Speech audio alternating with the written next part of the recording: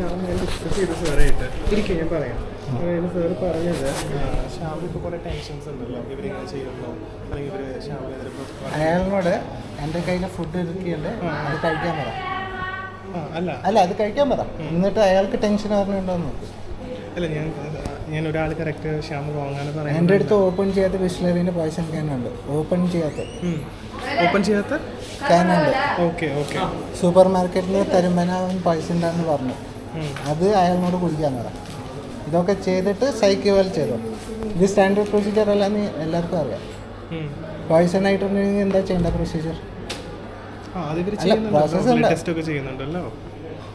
വരണ വരെ ചെയ്യില്ല എന്ന് പറഞ്ഞ് അടം പിടിച്ചിരിക്കുന്നു. അവർ നമ്മളൊക്കെ റെഫറൻസ് തന്നുകൊണ്ടാണ്, നമ്മുടെ ഡ്യൂട്ടിയാണ് നമ്മൾ ചെയ്യുന്നത്. എൻ്റെ സ്ഥലത്ത് നിങ്ങളോ നിങ്ങളുടെ ബന്ധുക്കളാണെങ്കിൽ സൈക്യാട്രിസ്റ്റ് വന്നാലേ ഞങ്ങൾ ടെസ്റ്റ് ചെയ്യണു അങ്ങനെ പറഞ്ഞിരിക്കും.